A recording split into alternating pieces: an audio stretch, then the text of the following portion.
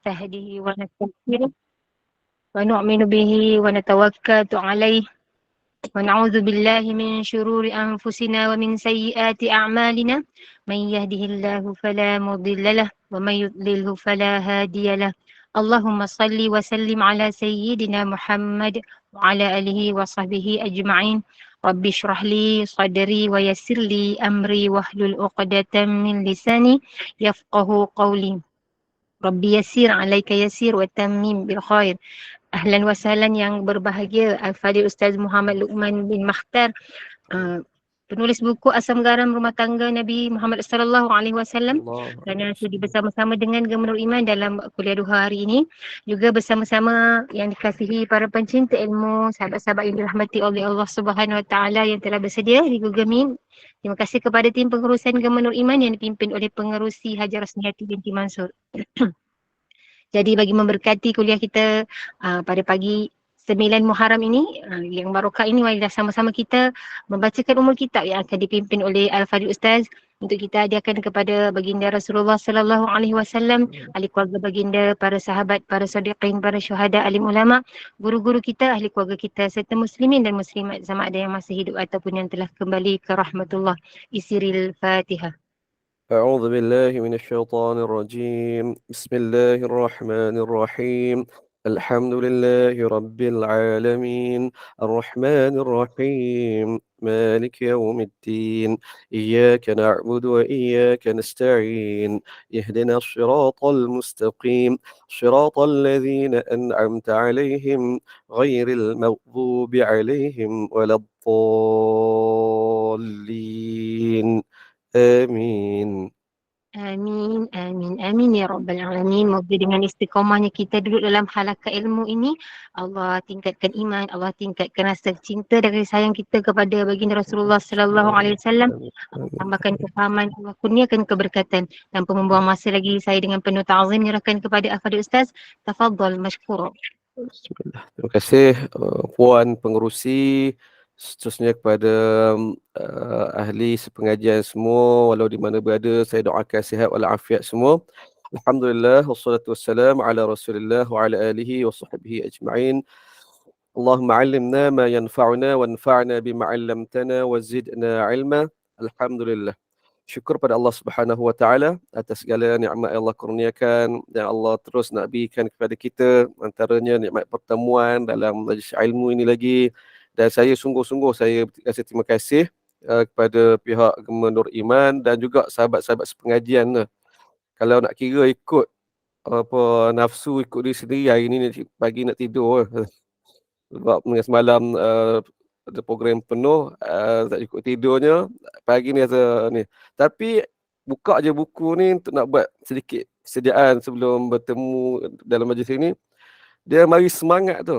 Mari semangat sebab teringat kepada sambutan dan juga penantian daripada ahli-ahli pengajian semua tentang buku Asam Garam, tentang hadis-hadis rumah tangga Nabi yang nak kita kupas sama-sama. Allah, saya kata saya selalu pergi mana-mana pun kalau kuliah tu, saya menganggap saya menumpang keberkatan ahli jemaah itu sendiri. Sebab apa kata begitu? Sebab andai tidak ada jemputan, tidak ada tu, boleh jadi aku tak duduk dalam pengajian. Boleh jadi tidur dulu ke buat benda yang ni, itu kata. Dan kita insya-Allah kena berjemaah, kena begini supaya kita boleh tumpang-menumpang antara satu sama lain. Terima kasih sekali lagi.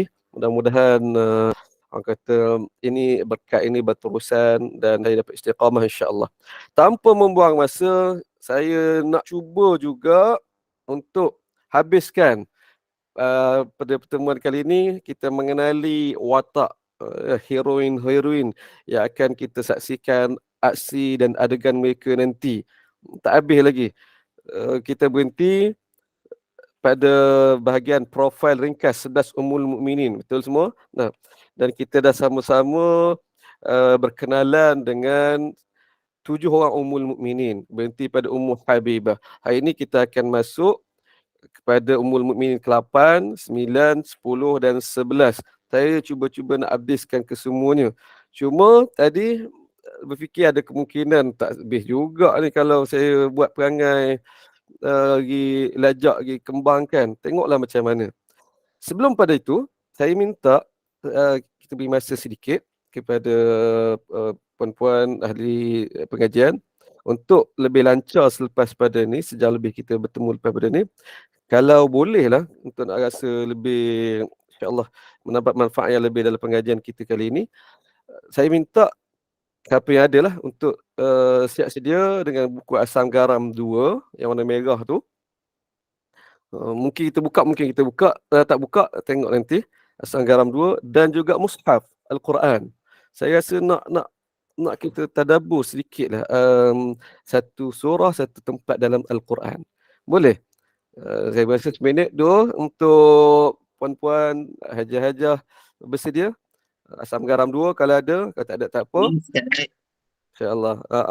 Dan mushaf. Kalau bersedia bagi cue pada saya, kemudian kita boleh mula. InsyaAllah. InsyaAllah siap Ustaz. Alhamdulillah, Puan Faridah dah. Yang lain? InsyaAllah ready Ustaz. Yang bagi thumbs up tu pun dah sedia insyaAllah. Okey. Alamat catat saya dalam buku sampai Ummu Salamah. Ummu Salamah. Ummu Habibah kita sentuh kan? Ada bagi note tadi kata sampai Ummu Salamah. Saya tengok. Saya tak cekak lagi online ni. Okey, ada income message. Alhamdulillah.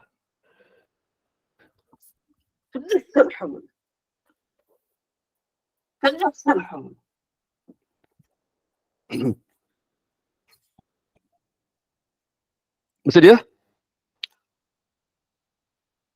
Alhamdulillah, boleh teruskan Ustaz.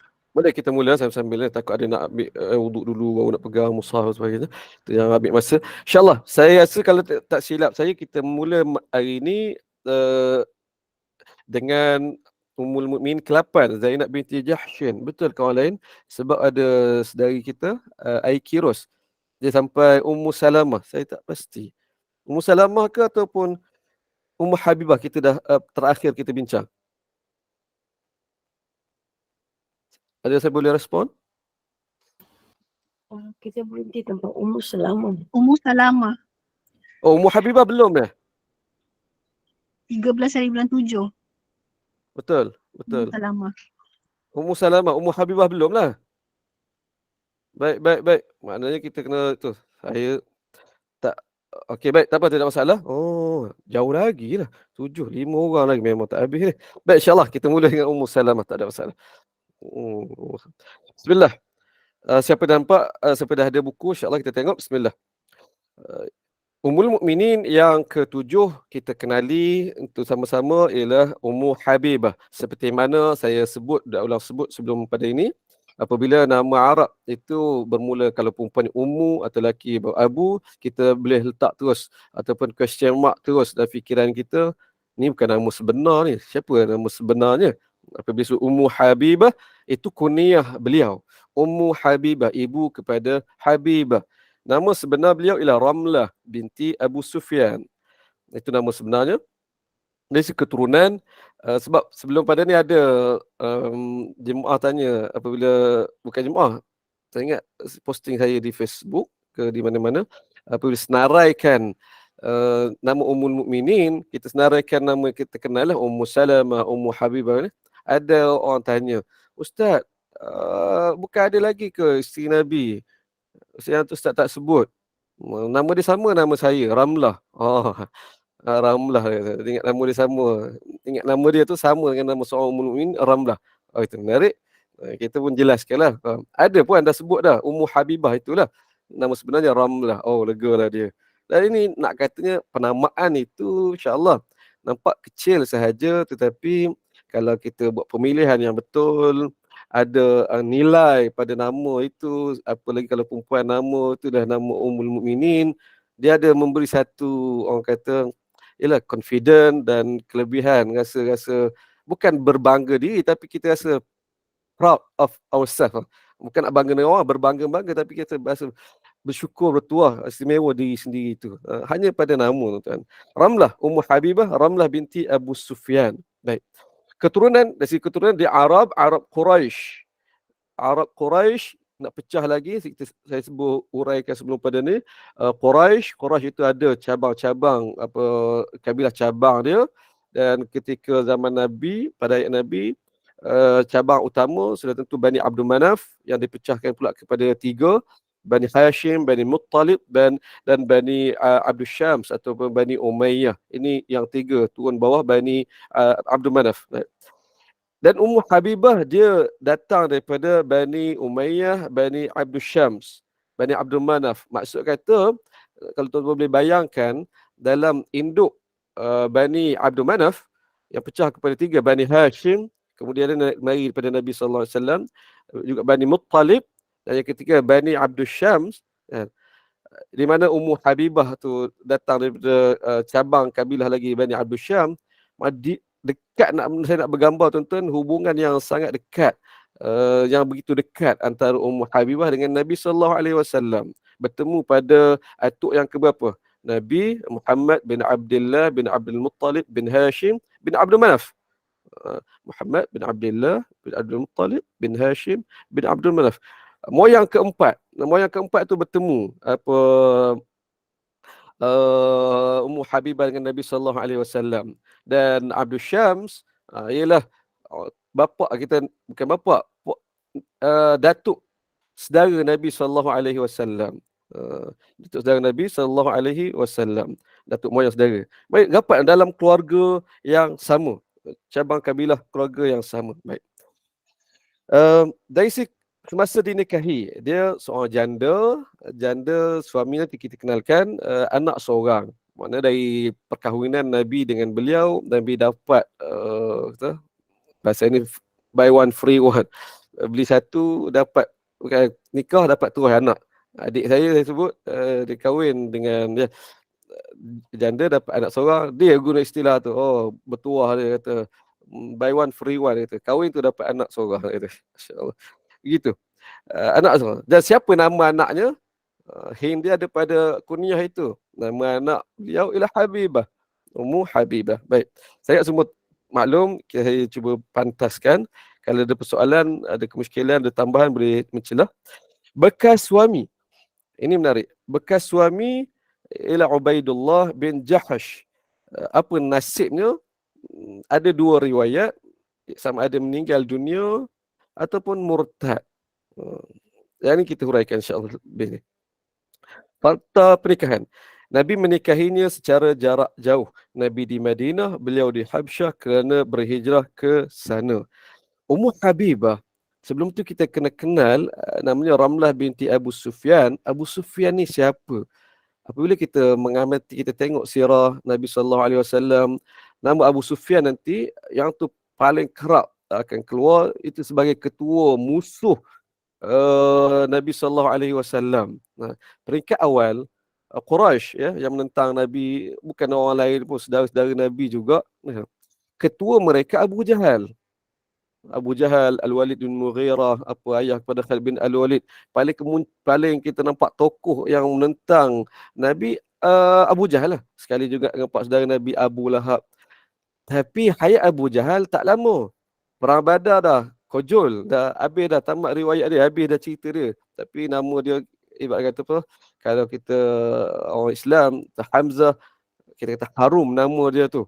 Walaupun meninggal syahid seawal perang Uhud tahun ke-3 Hijrah, tapi sampai kemudian kita masih terbayang dia tu seolah ada. Bahkan ramai yang kadang tak sangka Hamzah meninggal awal lagi. Nama dia tu besar banding sahabat-sahabat yang lain, katanya harum. Tapi Abu Jahal sama juga situasinya. Kadang kita tak perasan dia meninggal awal lagi, mati awal lagi perang Badar. Tapi kalau itu harum ni, busuknya nama dia tu, orang ingat dia lagi banding orang lain, tuan-tuan. Baik, Abu Jahal dah meninggal perang Badar. Siapa yang mengambil alih tampuk ataupun menjadi pemuka orang paling depan menentang Nabi SAW? Ketua Quraisy ketika itu siapa yang betul-betul kuat menentang Nabi? Abu Sufyan. Abu Sufyan, ayah kepada isteri Nabi ni, Ramlah. Baik. Isterinya siapa? Isterinya Hindun. yang dalam riwayat, kalau kita bertimba riwayat yang lemah, yang belah perut Hamzah, keluarkan jantung, yang orang kata ramai, yang mamah-mamah juga jantung yang sangat-sangat itu isteri dia. Dan dulu ni orang bijak, orang hebat, orang terkemuka. Baik, ajaibnya Ramlah ni dia datang dari keluarga ayah penentang, mak pembenci, adik-beradik yang lain, Muawiyah abang dia ataupun adik dia, dan Yazid ni, semua penentang satu keluarga ni penentang Nabi sallallahu alaihi wasallam. Mari dia seorang saja, perempuan pula tu, yang boleh bersendirian untuk mengikuti Nabi sallallahu alaihi wasallam, ikut pula kebetulan suami dia juga orang yang ketika itu beriman. Jadi ini satu, kita tu realiti ni kita kena untuk ambil tahu, dan untuk kita rasa pengorbanan keimanan seorang sahabat Nabi ketika itu. Bukan mudah-mudah apabila kita sebut mereka beriman. Sampai kan kita pun ini mari perasaan kita sebagai umat yang kemudian kita rasa, kalaulah aku hidup zaman tu, aku akan bersama Nabi. Angan-angan. Pernah saya tengok untuk nak bawa riwayat, pemikiran atau perasaan itu berlaku peringkat tabi'in yang kemudian apabila berjumpa dengan para sahabat Nabi SAW, mereka meluahkan rasa, kalaulah kami berada hidup zaman Nabi, juga kami akan ni. Marah sahabat Nabi. Kalau tak silap saya, Miqdad, dia marah apabila orang sebut begitu. Kau ni kata, jangan kau mengharapkan benda yang belum pasti begitu. Nikmat kamu sekarang ni, kamu beriman dalam keadaan terima warisan ni satu nikmat. Belum tentu kau beriman, kau ada pada hayat Nabi, kau beriman, entah jadi penentang. Sebab nak beriman pada hayat Nabi SAW, dia bukannya senang disebut tadi, dia memerlukan pendirian, satu keyakinan diri, tak terikut-ikut dengan orang. Kalau kita ni banyak terikut dengan orang, kalau orang nilai di sini, boleh jadi kita ni tak beriman dengan Nabi pada ketika itu lagi. Allah Akbar. Jadi ini penting untuk kita nampak Ummu Habibah itu bagaimana. Kita sebut tadi, kita kenal ayah dia. Okay. Suami Ubaidillah bin Jahshin ini siapa? Dia ialah sepupu Nabi SAW. Sepupu Nabi. Meninggal dunia ataupun murtad. Baik, seperti biasa, mari kita tengok dia punya jaringan hubungan dalam buku kita di bahagian depan cover tu kan. Saya nak manfaatkan, mungkin dah tengok, tapi kita cuba tengoklah sekali lagi untuk sama-sama. Ummu Habibah, cuba perhati di mana Ummu Habibah. Saya nak tengok hubungan dia dengan Nabi itu bagaimana. Ummu Habibah. Nampak kan dalam bulatan-bulatan merah, isteri Nabi SAW. Kita mula cari daripada Rasulullah, warna putih besar tu. Atasnya bulatan Khadijah. Kemudian Ummu Habibah. Jumpa terus Ummu Habibah. Saya sebut susunan ni, letakkan bulatan ini tidak mengikut susunan. Saya buat berdasarkan kesesuaian, orang kata nak susun hubungan ni. Payah nak buat yang ni perempuan. Habis konyok kertas berapa puluh, buat tak jadi, gerah tak jadi. Ini yang jadilah paling kurang. Banyak juga yang buang sebab kita nak masukkan sahabat-sahabat Nabi yang lain, tak boleh, tak muat. Sampai ke design, nak design nanti merungut mereka. Ada orang kata, Ustaz buat pelik-pelik ni, buang lagi, ada beberapa bahagian buang. Jadi sekat yang muat. Ummu Habibah, kita perhatikan Ummu Habibah. Nampak paling dekat, bulatan paling dekat itu Abu Sufyan, Muawiyah. Abu Sufyan, kita ambil hubungan dia, ada garis-garis terputus itu maksudnya anak. Abu Sufyan si ayah, Ummu Habibah anaknya. Dan Abu Sufyan kita kenal, ketua penentang Nabi SAW, ayahnya. Abang dia ialah Muawiyah bin Abu Sufyan, akan menjadi sahabat Nabi yang main peranan yang besar lagi nanti lepas pada ni. Muawiyah, walaupun dia beriman lambat, tapi peranan dia selepas pada itu besar, potensi dia besar tuan-tuan. Dia menjadi penulis wahyu Nabi SAW. Dan kalau kita kumpul hadis ataupun riwayat Muawiyah, dia jadi hebat dan layak dia jadi khalifah selepas pada itu dari kepimpinan. Mak dia latih daripada kecil. Mak dia nak dia jadi pemimpin, latih ni. Bukan ayah dia memang pemimpin dah, tapi yang melatih dia, yang expose dia untuk jadi pemimpin, ada wibawa sebagai ketua, mak dia, Hindun tu. Ni memang ya Allah, orang dulu dia ada wawasan. Hindun dia ada wawasan. Dia nak anak dia nanti boleh jadi somebody sebagaimana hebat ayah dia. Abu Sufyan ni dia ada perangai lain lah, dia kedekut lah. Kadang nampak isteri tu lebih menonjol, lebih orang kata dominan. Muawiyah tuan. Baik, Ummu Habibah. Kita tengok pula hubungan yang agak panjang tu, ada dua garisan bersambung bertemu kepada bulatan warna biru gelap. Ubaidullah ini suaminya, Ubaidullah bin Jahshin. Ubaidullah itu bersambungan putus-putus dengan Umaymah binti Abdul Muttalib. Makna kata mak saudara Nabi sallallahu alaihi wasallam. Jadi Ubaidullah ini ialah sepupu Nabi. Suami Ummu Habibah sebelum menikah dengan Nabi, Ubaidullah itu ialah sepupu Nabi sallallahu alaihi wasallam, abang kepada seorang Ummul Mukminin yang akan kita kenal nanti, dan mungkin tuan-tuan dah kenal, Zainab binti Jahshin. Ni abang dia. Dia ada berapa beradik yang kalau saya sebut, Ubaidullah, Abdullah, Zainab. 3 orang kot saya boleh ingat setakat ni. Ubaidullah, Abdullah, Zainab. Semua ni anak-anak Jahshin, ibu mereka ialah Umaymah, mak saudara Nabi sallallahu alaihi wasallam. Baik. Ya betul, kita tengok Ubaidullah turun ke bawah hubungan tu kan, ada garisan bersambung dan putus-putus, bersambung dengan Zainab binti Jahshin, tu adik dia ataupun kakak dia, ialah isteri Nabi sallallahu alaihi wasallam. Baik tuan-tuan. Kita kembali kepada teks profil Ummul Mukminin. Kita sebut fakta pernikahan. Nabi menikahinya. Ustaz, maaf Ustaz. Saya. Minta maaf. Sikit je saya nak confirmkan dekat Ummu Habibah tu. Ya. Okey, ada satu line dan dot pada Muawiyah. Yang tu makna adik-beradik dengan Ummu Habibah. Betul. Lepas tu Abu Sufyan anak kepada Ummu Habibah. Abu Sufyan tu ayah.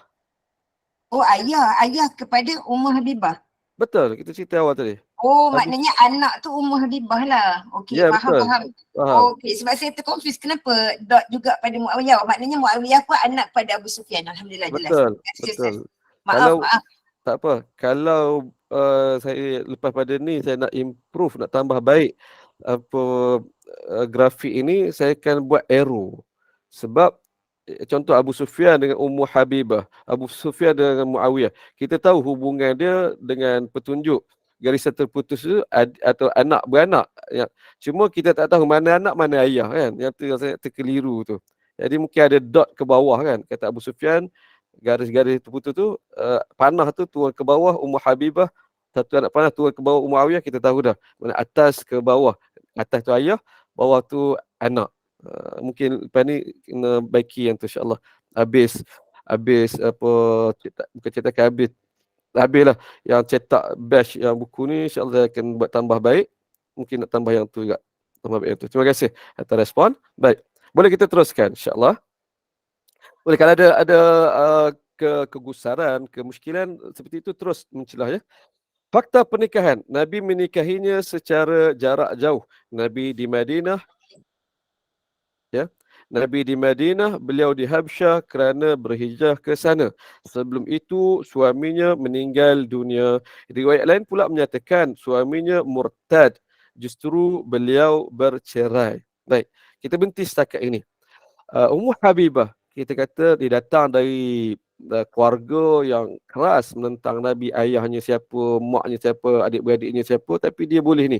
Dan ketika itu dia barangkali dia mengikuti atau bersama dengan suaminya Ubaidullah bin Jahshin, sepupu Nabi sallallahu alaihi wasallam. Suami isteri ini dikira sebagai sahabat Nabi as-sabiqun al-awwalun, antara yang terawal menerima Islam, tuan-tuan. Buktinya mereka yang berhijrah ke Habsyah, ikutlah Ummu Habibah dengan suaminya, dan dalam riwayat sebut anak je Ummu Habibah juga lahir di Habsyah sana, sampai ke sana, duduk di Habsyah. Duduk di Habsyah ada komuniti yang minoriti umat Islam, tapi di bawah jagaan kerajaan ketika itu, kerajaan Habsyah, An-Najashi, jaga betul komuniti yang minoriti ini. Baik. Cuma dan boleh ke sana ke sini bebas bergaul. Cuma berlaku ujian iman kepada si suaminya. Ini kalau kita ambil riwayat bahawa suaminya murtad, tuan-tuan. Dan saya tidak ada secara prinsip ilmiah, tidak ada masalah untuk terima riwayat ini. Cuma saya sebut ini kerana ada orang akan kata riwayat ini ditolak Sebab bukan pada status periwayatan itu, tapi dari segi logik, takkanlah kita di rumah tak boleh begitu. Tak alhamdulillah kita hormatlah pandangan itu. Sekalipun kita ambil pandangan riwayat yang mengatakan dia murtad, tidak menjejaskan pun. Dan itu lebih membawa kepada realiti, tuan. Baik, kita katakanlah suaminya murtad. Dan saya muatkan, saya nak suruh baca, nak bawa ke buku yang ni sebab riwayat tu saya muatkan dalam buku yang kedua ni. Saya rasa tak sempat nak rujuk. Tuan-tuan boleh cari nanti bahagian 2 bab nikah, cuba baca bahagian Ummu Habibah, ada riwayat tentang itu, tuan. Kita rumuskan mudah, suaminya murtad dan adalah berlaku krisis ketika sehingga kan mereka bercerai. Jadi tuan-tuan bayangkan Ummu Habibah asalnya duduk di Mekah sebagai seorang kata puteri lah, ayah orang kaya, mak orang senang, mereka ketua, mereka golongan elit bangsawan Quraisy. Tapi boleh bersusah payah bersama suami kita demi Islam, berhijrah di tempat orang. Menambahkan lagi orang kata ujian kepada beliau yang tak sama pada orang lain, pasangan suami isteri yang lain di Habsyah tempat orang, suami itu pula tinggalkan dia, tanassara, masuk Nasrani, seronok pula tengok agama masuk Nasrani. Ini ujian berlaku, tuan. Dan kesorangan dia. Jadi kita kena bayangkan ada anak pula, anak yang masih kecil. Dan kalaulah kira kat sini bukti kepada keimanan Ummu Habibah. Kalau mungkin sebelum pada ni, mungkin dia masuk Islam, kita boleh kata andai boleh ada lah rasa ni ikut suami. Tak apalah, ada orang begitu kan. Boleh tinggal keluarga sebab ikut suami. Boleh ni, tak apa ni. Tapi yang ni bukti kepada keimanan Ummu Habibah. Dia beriman, dia percaya pada Nabi, pada agama Nabi atas diri sendiri. Suami keluar, tak apa, aku tak terjejas. Aku tetap ini. Aku tetap beriman. Ini Ummu Habibah. Keimanan dia. Baik. Oleh itu kita dapat faham. Saya sebut sini, barangkali Nabi menikahinya demi membantu, menyokong dan menghargai pengorbanan dia. Jadi kita boleh rasa Allah. Nabi, makna kata di pihak Nabi SAW, Nabi sangat maklum, sangat mengambil tahu keadaan di para sahabat atau orang beriman di mana-mana tempat. Yang ni satu sudut dari sudut sirah yang perlu kita cari titik jumpa dia.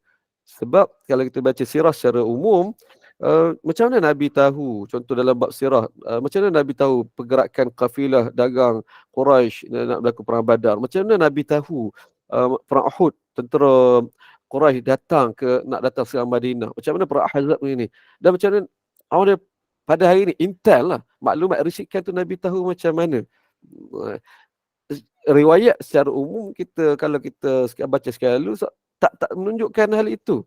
Lalu mungkin ada beranggapan, sebagai saya ketika dulu, apabila mula berfikir, macam mana dari segi kita nak faham realiti tu, Nabi tahu. Boleh jadi wahyu. Kita kata. Tapi sebenarnya tak semudah itu. Bukan, kalau semuanya wahyu, semuanya bantuan Allah Ta'ala, tak ada benda yang kita boleh belajar. Dan bahkan sebaliknya, bila kita menggali, kita jumpa riwayat Allah. Nabi menyusun, Nabi orang kata menggerakkan ataupun mengasaskan, ada kumpulan risikan. Di Mekah ada perisik Nabi SAW. Antaranya Abbas, pak saudara Nabi. Dia adalah perisik Nabi. Dan ada riwayat memang sebut pada perang Badar, ditawan dan apa semua tu, Nabi tak bagi dia berhijrah, dan lepas pada tu dia yang menghantar maklumat kepada Nabi apa. InsyaAllah. Ni kita boleh belajar. InsyaAllah jadi ketua, untuk jadi pemimpin negara, kena menguasai intel, kena menguasai risikan. Jadi Nabi tahu, tuan-tuan. Nabi tahu apa yang berlaku. Dan di Habsyah, hubungan Nabi dengan Najasyi di sana, seberang jalan, seberang laut itu tidak terputus, tidak sekadar orang kata berhenti pada sahabat Nabi pun berhijrah. Habis macam tu. Tak. Ada riwayat kita baca, kita akan tahu komunikasi itu berterusan. Macam saya baca semalam, Nabi pernah terima hadiah khuf, kasut. Kita bincang tentang hukum khuf, kasut. kebiasaan orang Arab Nabi SAW ketika itu para sahabat Nabi, mereka tidak pakai khuf, mereka pakai dia panggil na'al, slipper ataupun capal yang kata alat untuk berjalan kakinya terdedah, itu slipper. Khuf iaitu kasut dalam bahasa kita, satu bentuk benda yang dipakai di kaki dan keadaan yang tertutup penuh kaki itu tidak biasa, orang Arab tidak biasa, at least masyarakat Madinah, masyarakat tidak biasa, dan buatan itu boleh kata eksklusif, mahal, barang rare. Dan Nabi terima khuf, Nabi tak buat, Nabi tak beli. Nabi ada 2 khuf, yang mana dua-dua itu adalah hadiah daripada orang luar, daripada sahabat Nabi jauh. Pertama antara Najasyi hadiahkan khuf. Seorang raja menghadiahkan sesuatu kepada orang, dia tak hadiah benda biasa-biasa. Khuf ni benda rare ni, khuf. Dan seorang sahabat Nabi yang hadiahkan khuf pada Nabi, Dihyah Al-Kalbi. Sahabat Nabi paling handsome, sahabat Nabi yang menjadi antara duta Nabi hantar keluar Madinah. Ini orang yang expose kepada hubungan antara bangsa. Jadi begitu tuan, ada hubungan. Dan ada ketika je Nabi Najasyi hantar hadiah tu, ada ni. Nak katanya berlaku ni, maklumat ni, hubungan yang berterusan walaupun jarak tu jauh tuan. Jadi Nabi tahu apa yang berlaku di seberang sana, ada risikan benda itu. Oleh sebab itu, apabila tahu berita yang menimpa Ummu Habibah, suami dia murtad, kemudian tak lama suami dia meninggal, suami dia minum arak, suami dia meninggal tempoh haid, masa tu haid, tempoh iddah, bukan haid, tempoh iddah, Nabi hantar rombongan meminang ke sana. Tu kita sebut Nabi menikahinya secara jarak jauh, secara tak langsung dari segi fiqh menjadi asas pada hukum nikah. Apa hukum nikah? Bukan dalam satu majlis. Suami atau ni calon, bukan suami ya, mempelai yang bakal suami, bakal isteri tidak berada dalam satu majlis. Hukumnya boleh. Yang menjadi rukun yang mengesahkan pernikahan itu cukup ada suami, ada isteri, ada akad, ada wali, ada saksi, ada mahar. Keberadaan itu tidak disyaratkan, mesti satu majlis, tidak disyaratkan. Itu dalilnya daripada perbuatan Nabi SAW. Sebab itu masa PKP itu kita dengar kan, orang kahwin secara maya, secara video conference, untuk jauh-jauh. Baru nikah itu terlaksana, termeterai tuan-tuan. Nabi nikah dia secara jarak jauh. Nabi hantar rombongan meminang kahwin nikah di sana. Nabi duduk di Madinah. Baik. Dan menariknya lagi, apabila di sana Najasyi sahabat Nabi yang jauh, tidak pernah bertemu Nabi tapi dia beriman dengan Nabi. Dia walaupun benda itu berlaku di tempatnya, dia yang taja pernikahan Nabi, buat majlis besar, dan sekaligus taja juga mahar, mas kahwin bagi perkahwinan ini. Lalu tak pasal-pasal menjadi perkahwinan diraja, tak pasal-pasal menjadi mas kahwin Ummu Habibah tu paling tinggi lah dalam nilai material banding dengan isteri Nabi yang lain. Dalam riwayat sebut 40,000 dirham ataupun dinar mas kahwin Ummu Habibah yang Najasyi taja. Jadi sama juga mas kahwin itu adakah mesti daripada suami? Tak disyaratkan. Mas kahwin itu wajib ada. Sumber mas kahwin itu datang dari mana, daripada siapa, tidak ditentukan, bukan si suami. Itu boleh jadi hutang, boleh jadi orang taja, boleh jadi ini kan. Tu ada perkahwinan orang besar-besar, orang taja banyak. Baik, itu keadaan dia. Bismillah. Ustaz, Assalamualaikum. Dia mahal dia mahal dia berapa? 500 dirham Ustaz? 500 dirham itu mahar majoriti kebanyakan Ummul Mukminin yang lain. Tetapi mahar Ummu Habibah 40,000. 40,000 dinar ataupun dirham. 40,000 tu pasti. Jelas? 40,000 Boleh tengok dalam buku saya yang kedua tu. Saya nak tengok Ummu Habibah. Sekejap. Ummu Habibah. Dalam ni saya tulis Raja Najasyi tu telah membayar marhamnya sebanyak 500 dirham. Dalam mana?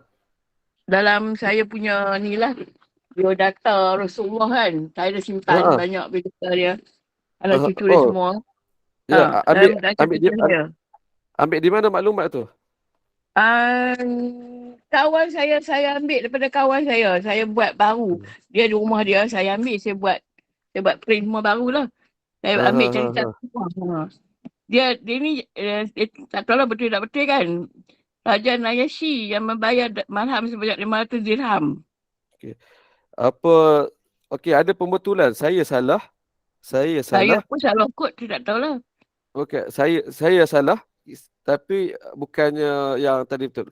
Pertama puan, maklumat tadi mungkin diasaskan pada sebuah hadis apabila orang tanya Sayyidatina Aisyah, mahar isteri Nabi berapa? Sayyidatina Aisyah pun kata mahar isteri Nabi 500 dirham. Ada istilah lain sebut 12 uqiyah wa naqsh, 12 uqiyah. 12 uqiyah tu uqiyah ni satu kantung. Satu kantung duit. Dan satu kantung tu akan ada 40 keping shilling. Dari 12 uqiyah akan jadi 400 lebih tambah naqsh, iaitu separuh kantung. Itu dirumuskan 500 dirham. Itu rata-rata umum kadar mas kahwin isteri Nabi secara umum, Sayyidatina Aisyah, Ummu Salamah dan lain. Ya. Tapi ada beberapa orang isteri Nabi yang maharnya mereka berlainan. Antaranya Safiyah, Juwairiyah dan juga Ummu Habibah. Dia bukan termasuk itu. Sebab riwayat, nanti boleh rujuk buku saya yang kedua ini, muka surat 186. 186 ada hadis yang panjang. Ini riwayat Ibnu Sa'ad. Maaf, perempuan yang lain saya minta maaf. Perbetulkan faktanya. Riwayat sebut begini. Rasulullah mengutus surat kepada Beta. Ini Najashi lepas terima surat daripada Rasulullah. Najashi sebut Rasulullah mengutus surat kepada Beta supaya menikahkan baginda dengan Ummu Habibah binti Abu Sufyan. Maka Beta penuhi permintaan Rasulullah sallallahu alaihi wasallam. Ini Najashi bercakap kepada Ja'far bin Abu Talib, ketua komuniti Islam ketika itu, dan sahabat Nabi yang lain ada. Kemudian Najashi sebut lagi, maharnya Beta sediakan sendiri. Najashi yang sediakan. Sebanyak 400 dinar. 400 dinar. Bukan 40,000. Itu maaf saya. 400 dinar. Bolehlah buat kiraan. 1 dinar tu buat dia berapa? Dalam catatan saya 500, apa saya order 400 ya. 400 dinar. Sebab ini ada riwayat secara khusus sebut pasal itu. Jelas Jelas Ustaz, jelas. Terima kasih. Itu dia saya sebut tadi, cara rumusan dia, mahar Ummu Habibah paling tinggi ya. Orang lain 500 dirham, dia 400 dinar. Beza jauh tu langit dan bumi. Nanti siapa-siapa boleh buat kiraan. Dinar ialah kepingan emas, yang mana satu kepingan duit shilling emas, yang mana berat dia sekitar, tu tak ingat, 2.95 lah kata-kata lah. Buat kiraan. Cuba buat kira 1 gram emas hari ni berapa, 1 dinar tu jatuh berapa, darab pula 400 keping dinar tu berapa kadar dia. Lepas ni kalau ada siapa boleh buat, kongsikan kepada saya berapa lebih kurang nilai mas kahwin Ummu Habibah dapat. Baik. Lepas ni insya-Allah kita teruskan pengajian kita. Bagaimanapun, muka surat berikutnya, bagaimanapun hikmah yang tersurat adalah sebagaimana yang terakam dalam ayat 7 surah Al-Mumtahanah. Hikmah pernikahan. Saya sebut sebelum pada itu, barangkali Nabi nikah dia dengan kita memahami fakta realiti ketika itu. Saya sebut barangkali Nabi nak hargai pengorbanan dia gini. Tapi yang secara tersurat, maksud kata yang ada dalam nas, dalam hadis, dalam Al-Quran, ialah ini. Rujuk kepada surah Al-Mumtahanah ayat 7. Apa ayat dia? Tuan-tuan pergi tengok nanti dalam Al-Quran, dalam mushaf. Saya buat catatan dekat sini. Allah sebut, asallahu an yaj'ala bainakum wa bainal ladzina 'adaitum minhum mawaddah. Wallahu qadir, wallahu ghafurur rahim. Itu ayat 7 surah Al-Mumtahanah. Allah kata mudah-mudahan boleh jadi Allah nak jadikan antara kamu, Allah nak wujudkan antara kamu dan dengan orang yang memusuhi kamu, puak yang memusuhi kamu, mawaddah, ada rasa kasih sayang, ada hubungan itu. Uh, Wallahu qadir, Allah maha berkuasa, Allah mampu je. Allah maha pengampun, maha pengasih. Sebab kita tahu Abu Sufyan telah ketua, bukan sekadar orang kata sebarangan penentang Nabi, tapi ketua yang rancang perang Khandak dia lah. Dan perang apa Uhud dia lah. Perang Badar Abu Jahal dia tak ada. Perang Uhud yang pergi serang Madinah, Abu Jahal lah ketua dia, perencana dia. Dan kemudian perang Khandak kepung Madinah, Abu Sufyan lah dia, ni. Memang tokoh yang paling, orang kata paling, kalau kata ni lah kunci. Kalau nak strategi dia bunuh ketua, insya-Allah orang kata penentangan tu kendur sedikit. Abu Sufyan, tuan-tuan. Allah Akbar. Sebab itu menjawab nanti apabila Fathu Mekah, Nabi bagi kata keistimewaan. Siapa yang berlindung di rumah Abu Sufyan, dia selamat. Sebab masa itu nak tarik perhatian lagi, nak ni lagi, orang kata jaga hati lagi. Ini Abu Sufyan dan ini benda besar, tuan-tuan. Tidak semestinya itu musuh, tidak ada ruang langsung untuk ada, orang kata menjadi hubungan yang baik. Dan ini Allah buat secara takdir Allah Subhanahu Wa Taala. Allah boleh kata mungkin pada ketika itu tak terbayang pun umat Islam bahawa akan apa ketua penentang tu boleh jadi baik, dan bibit-bibit dia daripada perkahwinan Nabi dengan anak dia. Itu Allah sebut tadi surah Al-Mumtanah ayat 7, asallahu an yaj'ala bainakum wa bainal ladzina adaitum minhum mawaddah. Ada kasih sayang. Allah Akbar. Baik. Akhirnya Abu Sufyan, kutu Quraisy, penentang Nabi, menikah tahun 5 Hijrah, mulai hidup bersama pada tahun 7 Hijrah. Ya. Nabi hantar rombongan, berlakunya akad nikah tadi secara jarak jauh di Habsyah tahun 5 Hijrah. Ummu Habibah masih lagi di sana. Dan mula hidup bersama dengan Nabi tahun 7 Hijrah.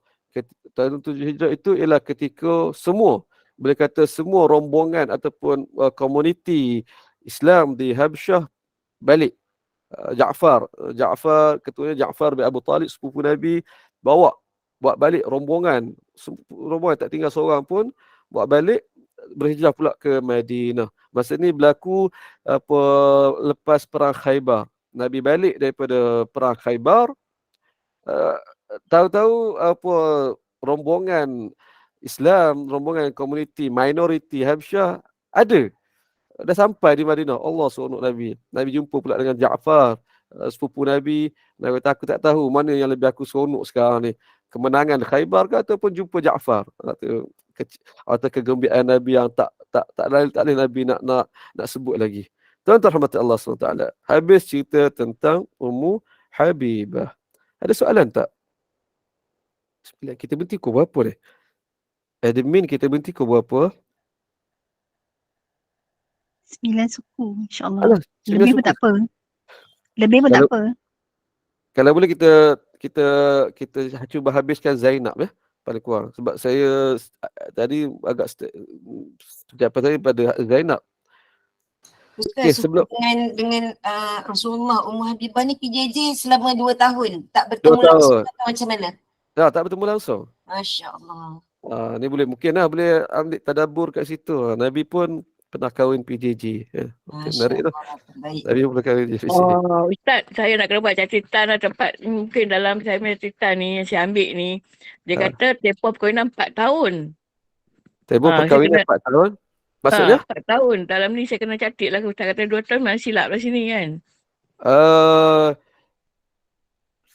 Kalau maksud dia tak mungkin tak silap. Kalau maksud dia tempoh perkahwinan, maksud kata tempoh dia menjadi isteri sehinggalah Nabi wafat, mungkin 4 tahun lah. 4 tahun lah. Sebab tempoh PJJ tu. perkahwinan. Tempoh Tempoh perkahwinan dia.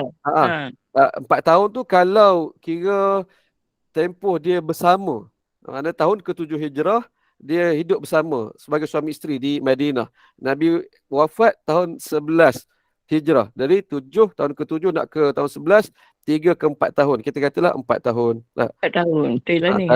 Tapi kalau nak kata usia perkahwinan tu tanpa 2 tahun PJJ sebelum tu jadi 6. Ya, faham. Ya. Faham? Faham. InsyaAllah. Baik, terima kasih. Dia wafat pada tahun ke-44 Hijrah di Madinah, betul Ustaz? Saya nak cantik kalau silap ni. Saya nak kota. Kalau Wafat. ada buku yang warna merah pun boleh rujuk dekat kulit. Ustaz bagi Betul. dia punya Betul. tempoh hidup dengan Nabi, tempoh dia wafat, Rasulullah wafat. Saya, Yang saya dah Oh, saya dah ya, ya. rumuskan dalam tu. Baik. Terima Baik, kasih. Nanti saya ambil buku tu. insya-Allah. Terima kasih. Okey, kalau tidak ada lagi? Kalau tidak ada, saya nak terus kepada Ummul Mukminin yang ke-8. Yang ni sebenarnya perlukan lebih masa untuk kita kupas. Iaitu Sayyidatina Zainab binti Jahshin. Tidak ada? Tidak ada, kita teruskan insya-Allah. Boleh celah bila-bila masa insya-Allah. Ummul Mukminin yang ke-8 dan insya-Allah mungkin terakhir, tak sempat juga nak habis semuanya. Iaitu Sayyidatuna Zainab binti Jahshin. Kita tahu secara tidak langsung daripada perkongsian atau perbincangan kita tentang Ummu Habibah, beliau ini ialah adik ataupun saudara kepada suami Ummu Habibah yang pertama, Ubaidullah. Dan kita tahu Ubaidullah itu sepupu Nabi dan Zainab binti Jahshin ini juga sepupu Nabi SAW. Baik. Dari segi keturunan sebelum pada itu Zainab, saya dah sebut sebelum ni beberapa kali. Zainab nama yang saya daripada hemat saya, nama yang perempuan yang saya kira Nabi sangat suka. Nabi bagi nama anak Nabi Zainab. Kemudian ada beberapa orang yang Nabi tukar nama. Nabi tukar nama Zainab. Jadi nama Zainab. Zainab ni maksudnya itu sejenis spesies bunga yang boleh berbunga di kawasan yang harsh, kawasan yang kurang air. Itu Zainab. Ada inspirasi pada nama itu. Baik. Dari segi keturunan, dia Arab Quraisy, dan dari cabang yang sama dengan Nabi sallallahu alaihi wasallam, Bani Hashim. Quraisy Bani Hashim. Bani Abdul Manaf, cabangnya bawah lagi Bani Hashim. Nabi kita juga dari Bani Hashim. Dan bukan sekadar dari Bani Hashim tu, dia sepupu Nabi sallallahu alaihi wasallam. Semasa dinikahi, dia janda tidak ada anak. Bekas suami dia sebelum nikah dengan Nabi, Zaid bin Harithah. Siapa ni? Anak angkat Nabi. Apa yang terjadi? Mereka berdua bercerai. Dan kisah perceraian Zainab dengan suaminya Allah abadikan dalam Al-Quran secara tidak langsung, dan ada hikmah yang boleh kita bongkar sama-sama. InsyaAllah kita boleh bincang selepas ini, tuan-tuan. Baik. Seperti biasa, mari kita tengok dulu jaringan hubungan dalam bahagian kulit. Nak tengok kedudukan Zainab binti Jahshin ni di mana. Sekali lalu sahaja, puan-puan. Baik. Nampak di atas, kita kembali pada bulatan warna merah. Rasulullah, atasnya Khadijah, Ummu Habibah kita jumpa tadi. Selepas itu Zainab binti Jahshin kita jumpa tadi. Ubaidullah bersambung dia sebagai adik-beradik dengan Ubaidullah. Mereka anak beranak, anak kepada Umaymah binti Abdul Muttalib, mak saudara Nabi sallallahu alaihi wasallam. Dan ada bulatan yang orang kata wanita Qais itu, Zaid bin Harithah, suaminya. Garisan dua bersambung, kemudian ada palang. Maknanya suami isteri kemudian mati ataupun bercerai. Dan kita tahu Zaid bin Harithah bercerai dengan beliau. Baik. Fakta pernikahan.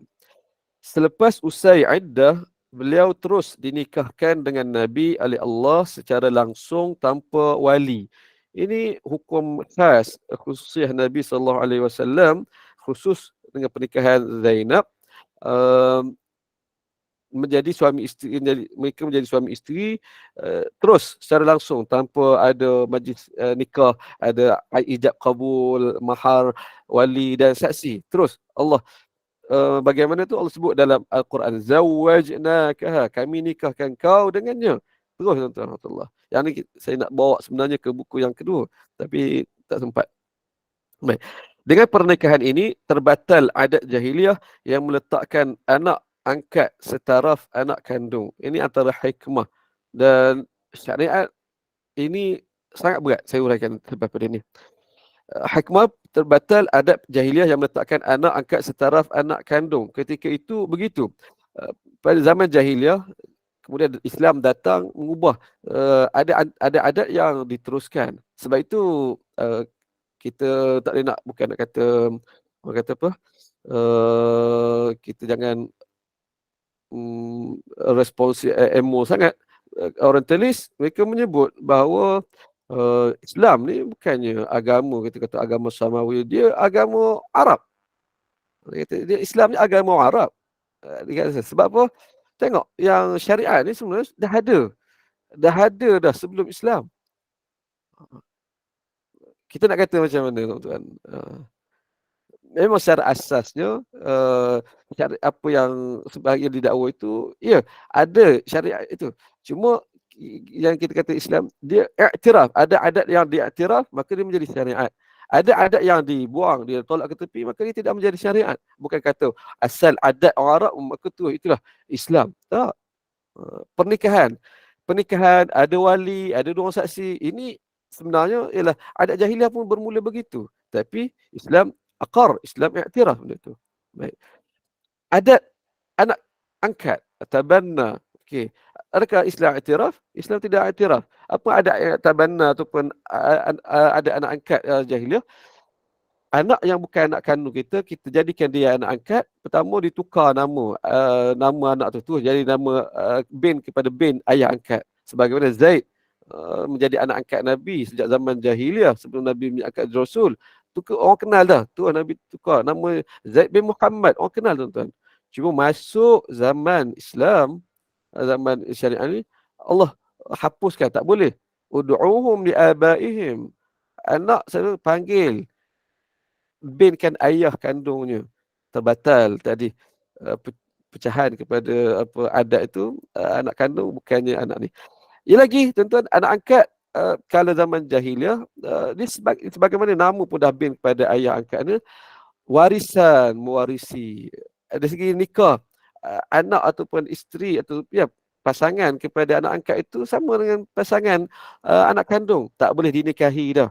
Haram selama-lamanya. Tapi tak, untuk anak angkat tidak. Nama tadi ayah pun kena binkan kepada ayah kandung, bukan ayah angkat, dan tidak terpakai adat yang tadi haram nikah dengan isteri, bekas isteri anak angkat ataupun bekas suami anak angkat. Tak, dia tidak kena, tuan-tuan. Ini antara hikmah Allah. Orang kata hapus habis-habisan amalan anak angkat secara jahiliah. Nak ambil anak angkat tu bukan tidak ada masalah. Keadaan angkat lah. Begitu. Dengan pernikahan ini terbatal adat jahiliah yang meletakkan anak angkat setaraf anak kandung. Antaranya bukan isteri, anak angkat haram dinikahi. Beliau Ummul Mukminin paling rapat dari segi hubungan kekeluargaan. Beliau sepupu Nabi melalui ibunya Umaymah binti Abdul Muttalib. Ringkas sahaja yang ni, cuma saya nak panjangkan untuk kita untuk itu saya nak tadi bawa tuan-tuan, minta tuan-tuan buka mushaf. Asalnya saya nak baca beberapa riwayat dalam buku ini, tapi masa kita memang tak sempat. Tuan-tuan boleh tengok riwayat-riwayat yang saya muatkan tentang pernikahan Nabi dengan Zainab. Yang untuk saya dalam masa yang ringkas, lebih penting untuk saya bawa tuan-tuan pergi ke mushaf, nak tunjuk kepada tuan-tuan rahmati Allah bab perkahwinan Zainab dengan Nabi ni, bahkan berkaitan hal ehwal kekeluargaan rumah tangga Nabi, Allah rakamkan dalam Al-Quran. Begitu banyak sekali mungkin kita terlepas pandang selama ini. Sebagaimana saya terlepas pandang sebelum pada buat projek ini. Siapa yang ada mushaf, kita ke buka surah Al-Ahzab. Kalau mushaf saya, mushaf Madinah, muka surat 418. Saya kira sama lah kot. Muka surat 418, surah Al-Ahzab. Boleh ikut? Dah dapat Ustaz. Sila teruskan. Baik. Surah Al-Ahzab. Wallahu alam, saya secara peribadi membuat kajian tentang menyiapkan buku Asam Garam ni, kajian tentang rumah tangga Nabi ni, mengubah persepsi atau bukan mengubah, membetulkan tanggapan saya terhadap surah Al-Ahzab ini. Sebelum ni kita baca, ya, kita faham lah bahasa Arab kita baca, tapi tak dapat tangkap, tak dapat perasan satu benda yang menarik dari surah Al-Ahzab. Sebab pertama, pada nama tu sendiri, suratul Ahzab. Ahzab dia merujuk terus kepada peristiwa peperangan, satu keadaan yang dahsyat, yang kritikal berlaku di segi politik dan peperangannya. Al-Ahzab, puak bersekutu. Baik. Tapi apabila kita mengamati kandungan surah Al-Ahzab itu, lain. Dan ini atas hikmah kita kena gali lagi. Betapa banyaknya, boleh saya kata paling banyak Allah sebut tentang berkaitan isu rumah tangga Nabi dalam surah Al-Ahzab berbanding surah At-Tahrim dan beberapa surah yang lain. Surah Al-Ahzab. Kenapa? Mari sebelum tu kita tengok di mana ayat-ayat dia. Boleh ikut sama-sama tuan-tuan. Surah Al-Ahzab muka surat 418. Dari segi bilangan bilangan ayat 73 ayat. Dia berapa muka surat? 1 2 3 4 5 6 7 8 9 10 muka surat, 5 helaian 10 muka surat. Baik, mari kita tengok tuan-tuan. Allah mula ayat surah Al-Ahzab dengan sapaan kepada Allah, kepada Nabi sallallahu alaihi wasallam. Ada berapa surah saja yang Allah mula dengan seruan ya ayyuhan nabi, wahai nabi, bertakwalah, takutlah kamu kepada Allah, jangan duk ikut Yahudi kafirin dan munafikin. Allah mula itu. Dia ada benda yang penting untuk kita amati. Dan Allah ayat yang kedua Allah sebut wattabi' ma yuha ilaika min rabbik innallaha kana bima ta'maluna khabira. Dan Allah tegaskan lagi. Pertama Allah kata Muhammad, takutlah pada Allah. Ada benda tu, respon kepada apa tuan-tuan? Allah kuatkan lagi pada ayat kedua, ikut segala yang diwahyukan kepadamu daripada Tuhanmu. Untuk kita tengok selepas pada ni. Wa tawakkal 'ala Allah. Maksud kata buat. Kamu nak buat ni mungkin kamu ada kebimbangan tertentu. Tak apa, tawakal 'ala Allah, bergantung pada Allah. Cukuplah Allah sebagai wakil. Allah yang tahu cukup. Ini sebagai muqaddimah untuk kita tengok lepas pada ni apa yang berlaku pada Nabi sallallahu alaihi wasallam. Kita kata Nabi diuji untuk menyampaikan dakwah, menyampaikan risalah, penentangan itu. Betul, mana dari luar. Tapi kita mungkin terlepas pandang, Nabi juga teruji dari segi perasaan, dalaman untuk menyampaikan sesuatu ajaran itu. Ada ajaran tu, Allah bagi Nabi, aku beratnya aku nak sampaikan ni. Berlaku sebagaimana kita akan tengok dalam surah Al-Ahzab ini. Ini berlaku tuan-tuan. Bukan kata, okey, Nabi terima arahan, wahyu. Oh, Nabi pun sampaikan, Nabi berani hebatnya. Ya betul secara umum dia. Tapi melengkapkan lagi kerancaman teladan Nabi sallallahu alaihi wasallam, Nabi juga teruji. Ada benda yang Nabi rasa berat nak sampaikan riwayat itu. Sebab itu Allah kata, takwa pada Allah, ikut yang segala yang Allah wahyukan. Ini orang kata apa? Bukanlah teguran tapi didikan Allah SWT terhadap Nabi. Dan sekaligus membuktikan bahawa agama ini bukan agama Muhammad. Bukan Nabi buat ikut suka apa semua. Bahkan memang, kita baca juga dari riwayat, disebut nanti, kalaulah Muhammad nak sembunyikan wahyu, ayat-ayat ini yang akan disembunyikan. Sebab dia berkaitan dengan diri dia, tuan-tuan. Baik, kita tengok. Seterusnya, ayat keempat, ayat kelima, saya nak tuan-tuan telusuri secara umum ayat demi ayat. Ayat yang kelima, ud'uuhum li'abaihim huwa aqsatu 'inda Allah. Ayat kelima tu Allah sebut tentang tadi hukum anak angkat. Allah kata pertama ni Allah perbetulkan Nabi sendiri ni bermula dengan Nabi. Panggillah mereka yang anak angkat kamu itu dengan nama ayah mereka. Nabi yang mula-mula kena ubah atau adat itu. Zaid lepas dia tukar kepada nama Zaid bin Harithah ayah kandung dia. Baik. Sampai ayat ke-6. Jadi ayat 1 hingga ayat ke-6 secara tidak langsung memang cerita tentang isu kekeluargaan Nabi sallallahu alaihi wasallam. Puan-puan boleh rujuk tafsir dan sebagainya. Baik. Masuk ke muka surat yang berikutnya, 419, 420, ini Allah fokus kepada isu ahzab, peperangan tu. Ini bukan perhatian kita. Seterusnya muka surat 421. Muka surat 21 boleh masuk kepada ayat 28. Ya ayyuhan nabi, يا أيها النبي قل لأزواجك إن كنتن تردن الحياة الدنيا وزينتها فتعالين أمتعكن وأسرحكن سراحا جميلا. Allah kata pada Nabi, wahai Nabi, pergi royak kepada isteri kamu. Kalau kamu ni betul nak kehidupan dunia, nak sangat kehidupan dunia dan perhiasannya, boleh. Fata'alain, mai. Aku bagi kepada kamu nak, lepas tu aku ceraikan. Usarrihkunna sarahan jamil. Aku ceraikan kamu. Ini ayat ini membawa kita ataupun backstory-nya apa, iaitu kisah Nabi pernah merajuk sebulan dengan semua ummul mukminin. Dan ini berlaku krisis nasional. Kita akan jumpa nanti babaknya secara terperinci dalam pengajian kita. Ini antara babak yang saya letakkan di bab 4 di akhir buku. Satu babak yang saya sifatkan sebagai krisis.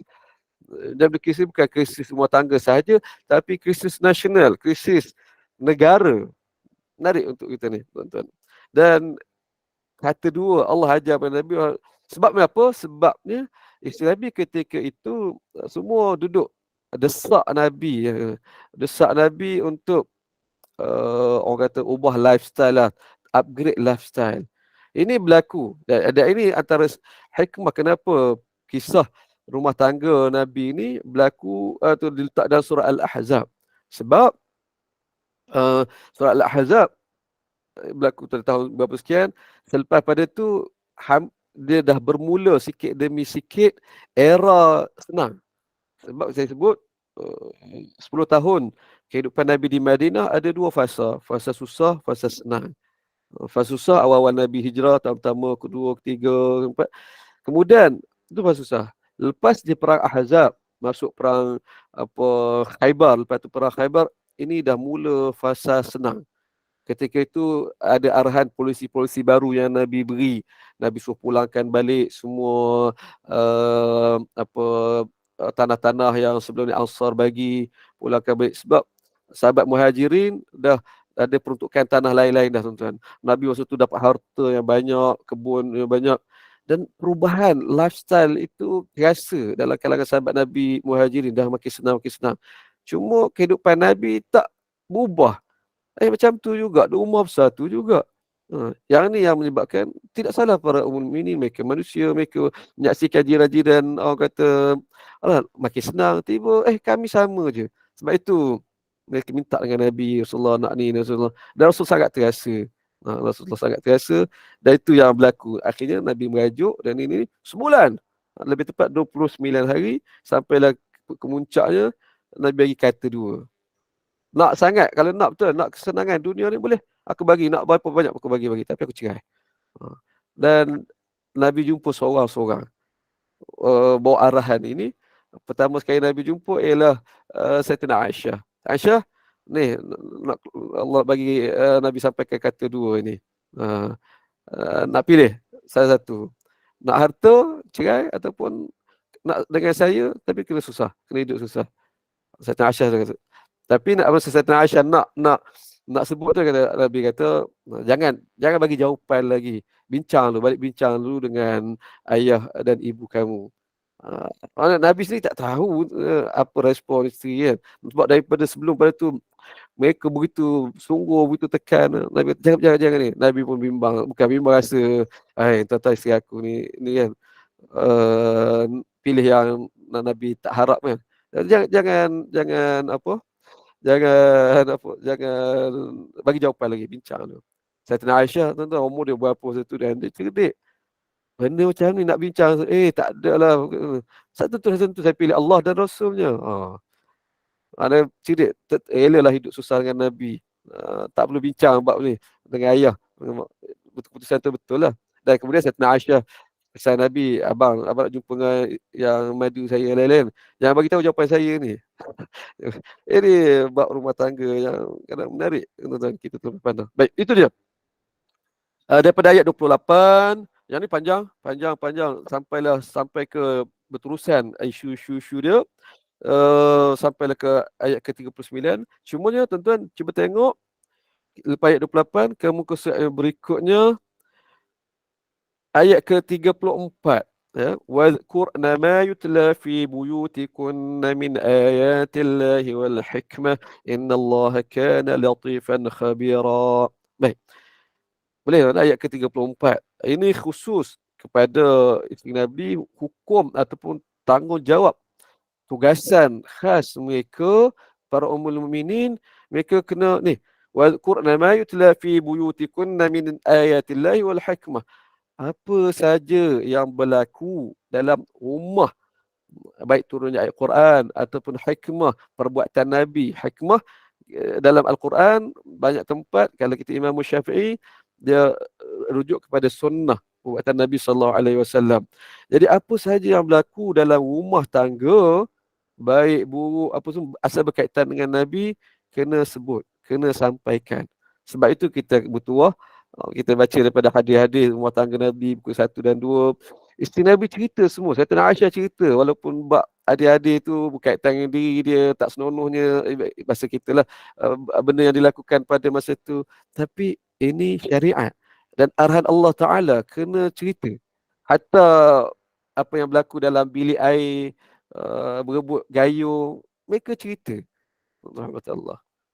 Ini hak, ini tanggungjawab mereka. Allah. Ini ayat ke-34. Terus. Pergi ke ayat 36, muka surat berikutnya. Boleh ikut lah. Saya tak dengar respon tu, saya takut. Boleh ikut lagi tak? Boleh ikut setakat ni? Ikut Ustaz, insyaAllah. Sila. InsyaAllah. Saya nak habis sikit, nak habiskan. Muka surat 423. Permulaan sekali. Wa ma kana li mu'minin wa la mu'minatin idza qada Allah wa rasuluhu. Wa ma kana li mu'minin wa la mu'minatin idza qada Allah wa rasuluhu amra أن يكون لهم الخيرة من أمرهم ومن يعص الله ورسوله فقد ضل ضلالا مبينا. Ayat Quran seperti mana yang kita biasa baca, dia kalau kita tak tahu back story dia, kita baca sekali lalu lah apa cerita. Dan syoknya dan penting kita belajar sirah, ialah tuan, untuk lebih memahami ayat Al-Quran. Kadang saya sebut tuan, ada orang tak minat sirah. Ada di tempat saya mengajar, dia ni orang sangat meminati tadabbur. Dia minat tadabbur. Dan orang tentu kita jaga akhlak dalam hal Allah uji setiap orang dengan ataupun syaitan menggunakan senjata sesuai mengikut situasi orang tu. Dan kita berjumpa duduk dalam dunia ilmu ini, dunia pengajian, kita berjumpa dan mudah-mudahan jadi tazkirah untuk kita berjumpa orang yang ego dengan ilmu. Allah Muhammad di sembang kita tu, kita Allah nampak dia rasa ilmu dia lebih, yang dia jalan ilmu yang dipilih itu lebih daripada ilmu lain. Ini kita Allah, mudah aku tak jadi macam itulah. Walau kita minat sirah, tapi jangan ada anggapan yang ilmu aku ni, aku minat ni lah ilmu penting banding orang lain. Tak ada seorang saya jumpa, dia sangat minat tadabbur. Dia sebutlah salah satu kita, Ustaz Syarul minat Ustaz ikut follow. Dia sebut Ustaz Zulkhairi ni. Sebab saya bawa asal garam. Tapi saya tak minat sirah. Tak minat sirah. Saya buat kuliah sirah, dia keluar. Lepas tu dia komen lah, ini kata, saya sirah saya tak minat. Saya kata, mana awak nak faham Al-Quran tapi awak tak minat sirah? Barangkali sirah pada mungkin pada pengalaman dia sebagaimana sirah sebelum pada ini, ceritanya sekali hamba sekadar naratif poin-poin, tapi sirah sebenar merujuk kepada hadis, merujuk kepada riwayat. Dia tak lari jauh, dan itulah yang kita mengakhirkan tadabbur Al-Quran. Ayat Allah Subhanahu Wa Taala, Allah boleh sebut satu ayat pendek atau satu dua ayat, tapi kisah yang melatari ayat itu besar tuan-tuan. Sebagaimana ayat yang 36 ini. Tidak patut wa ma kana li mu'minin wala mu'minatin. Tak patut bagi seorang mukmin maupun seorang mukmin perempuan, apabila Allah dan Rasulnya telah tentukan sesuatu, ay yakuna lahumul khiyaratu min amri. Dia nak ambil pilihan yang lain. Ayat ini tentang apa? Ayat ini ada kaitan dengan Zainab yang menjadi isteri Nabi kemudian nanti. Ini di awal sebelum pernikahan dengan Nabi SAW, masa dia nak kahwin, ramai orang masuk meminang. Ini boleh rujuk buku berdua, ramai orang minang. Dan dia pun minta pandangan Rasulullah sallallahu alaihi wasallam. Dan dia malu lah, sebagai perempuan malu hal ini. Dia hantar kakak dia, Hamnah binti Jahshin. Hamnah binti Jahshin ni ialah isteri kepada Abdurrahman bin Auf. Dan Hamnah ni ada peranan, tuan. Manusia pun begitu. Ada kelebihan, ada kekurangan masing-masing. Hamnah ni sangat sayang, begitu boleh nampak dia sangat sayang kepada adik dia ni. Dia jumpa Nabi Rasulullah ni minta pandangan nak nikah siapa ni. Rasulullah dengar orang ni yang dah masuk meminang ni, Nabi kata, saya ada orang lebih baik daripada yang semua tu. Siapa? Zaid bin Harithah. Iaitu siapa? Ni anak angkat Nabi. Bekas hamba Nabi masa kecil. Hamnah dengar tu dia marah, dia sampai keluar benda yang tak patutlah. Dia marah, tuan. Dan dia balik macam tu. Nabi bagi cadangan. Itu Allah sebut, idza qadallahu wa rasuluhu, apabila Allah dan Rasulnya cadangkan, tetapkan sesuatu. Dia tak terima, tak ni. Balik cerita kepada Zainab. Zainab dengar tu, riwayat sebut, Zainab tu lagi marah daripada Hamnah itu. Lalu lepas pada tu turun ayat ini. Rasulullah bacakan, dan Zainab pun akur. Memang tadi sebagai manusia dia tak ni. Hamnah, Zainab maupun Hamnah, mereka kita sebut orang bangsawan, elit Quraisy, Bani Hashim induk atau kabilah paling atas dalam seluruh Quraisy, tuan-tuan. Tiba yang Nabi cadangkan, Nabi saran untuk dia nikah jadi suami dia, orang status rendah.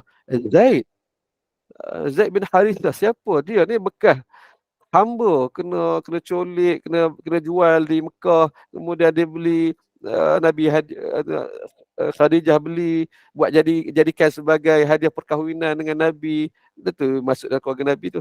Nabi tengok bekas kajian lama, Nabi tukar, Nabi nak jadikan dia sebagai anak lagi. Status dia hamba. Dan ini tak boleh terima lah. Ini tak salah. Ini penting sekufu. Dan ada hikmah kenapa berlaku hal ini. Dia membawa pada rentetan lebih penting, iaitu pembatalan hukum nak angkat itu. Baik. Jadi turun ayat ini. Sebab itu teguran secara personal kepada Zainab. Tapi ayat Allah umum, tidak patut bagi seorang mukmin ataupun perempuan, jika Allah dah tetap, Rasul dah tetap, dia ada lagi nak cari option yang lain. Itu tak ada orang yang panggil hukum umum untuk kita. Tapi asal ceritanya tuju kepada Zainab, tuan-tuan. Habis kat situ. Sebut tentang Hamnah ni sebagai sisipan, tuan-tuan. Hamnah nanti dalam isu hadisul ifk, peristiwa satu lagi krisis besar dalam rumah tangga Nabi, disebabkan tuduhan curang, skandal. Datuk Aisyah ada skandal, dan teruk, tuan-tuan, rumah tangga Nabi. Antara orang yang terlibat secara langsung, tukang canang lagi, ialah Hamnah. Dia yang tukang galakkan lagi orang gini. Dan akhir cerita dia kena hukum lah, kena rotan 40 ke 80 kali sebagai dia berapa orang lagi, tuan-tuan rahmatullah. Alhamdulillah. Sebaliknya adik dia ataupun kakak dia Zainab ini tak kena. Ni kita akan ke pelbagai manusia. Walhal dia lah paling, Zainab lah paling, bukan istilah benci, paling bersaing dengan Sayyidina Aisyah. Paling tak boleh masuk Zainab dengan Aisyah, dua orang tu paling tak boleh masuk, tuan. Tapi mari peristiwa yang tadi Sayyidina Aisyah dituduh curang begini ni, Zainab dia orang tak terpengaruh dengan ketidaksukaan dia kepada Aisyah. Dia tak kata betul juga Aisyah gini tak, tuan. Dia jaga. Bahkan Nabi tanya dia, macam mana pandangan kamu terhadap Aisyah? Saya jaga mata saya jaga pendengaran saya, yang saya tahu dia orang baik. Itu. Kalau nak kira emosi dia akan boleh juga, tak sebut secara langsung, boleh jadi kot. Ini tapi Zainab tak ada. Dan Sayyidina Aisyah puji Zainab atas dasar itu kemudian nanti. Tapi Hamnah dia pula lebih. Dia tengok ni peluang. Ni peluang nak burukkan Sayyidina Aisyah. Sebab tadi kakak dia dari Zainab nak backup ni. Dia pula yang lebih-lebih dan akhirnya dihukum. Tuan-tuan rahmat Allah, janganlah kita tahu hal ini lalu kita kata Allah, teruknya Hamnah. Dalam hal ini salah. Jangan lupa kehebatan dia pula. dalam perang Uhud. Uh, yang kisah orang yang kematian, ayah kematian apa sebelum kahwin dengan Abdul Rahman bin suami dan ini, dia adalah Hamnah binti Jahshin. Hamnah binti Jahshin. Uh, Allah, keimanan dia, kecintaan dia pada Nabi sallallahu alaihi wasallam. Baik. Habis ayat 36. Seterusnya ayat 37, saya cepatkan sikit lagi. Wa id taqulu lilladzi an'ama Allahu alaihi wa an'amta alaihi amsik alayka zawjak. Dan ingatlah Muhammad, ketika kamu berkata kepada orang yang Allah beri nikmat kepadanya dan orang yang engkau beri nikmat kepadanya. Siapa ni? Istilah Allah sebut allazi an'ama Allahu alaihi wa an'amta alaihi. Orang yang Allah beri nikmat kepadanya dan kau juga beri nikmat kepadanya. Ini ialah Zaid, suami kepada Zainab sebelum pada nikah dengan Nabi. Istilahnya gitu. Sebab dapat jadi anak angkat Nabi ni satu nikmat yang Allah beri. Dan Nabi sayang pada dia, itu nikmat yang Nabi curahkan kepada dia. Allah kata, ingat, kamu ingat tak kamu kata kepada ni Zaid ini, amsik alayka zawjak, pegang dulu apa, tahan isteri kamu. Wattaqillah, bertakwalah kepada Allah. Wa tukhfi fi nafsika ma Allahu mubdih, kamu sembunyikan apa yang dalam diri kamu, apa yang Allah minta suruh kamu sampaikan, untuk kamu jelaskan. Apa tuan-tuan, sebelum nak berlaku peristiwa ini, perceraian Zaid dengan Zainab, Allah dah turunkan wahyu kepada Nabi SAW, dah beri gambaran. Nabi dah tahu sebelum pada itu Nabi akan nikah dengan Zainab, iaitu anak kepada Zaid ketika itu, anak angkat dia. Dan ini berat bagi Nabi. Hai, aku lepas ni nak nikah dengan anak ni. Dan ketika itu mana kuat lagi dengan adat jahiliah, anak angkat ni sekali tukar nama kepada nama ayah, okey lagi. Tapi memang dah dirasa sebagai anak kandung. Nak kena kahwin dengan anak bekas isteri anak, tak boleh. Orang kata macam mana pula? Ini perasaan yang Nabi sedang tanggung dan Nabi tak sebut. Sebab itu dalam masa yang sama, secara realiti Zainab dengan Zaid ni tak kancing, bergaduh, memang bergaduh. Kita boleh baca riwayat, asyik bergaduh je. Sampai berapa kali Zaid pergi jumpa Rasulullah, tak tahan Rasulullah. Nabi berkata, amsik alayka zawjak. Tahan dulu, bertahan dulu. Nak kata tuan, apa dari sudut yang lain, nasihat kita bertahan ini, dia bukan untuk isteri saja, untuk suami pun dia. Pada realiti hari ini, kalau buat nak gaduh apa semua ni, yang dinasihatkan untuk bersabar ni ialah isteri. Sabarlah gini-gini. Tapi kalau untuk suami, yang ada, contoh jangan terkejut, ada kes isteri buat perangai dia, tak ada nasihat tu, alah, cerailah contoh. Apa, cak boleh cari lain. Oh, lain pula tuan-tuan.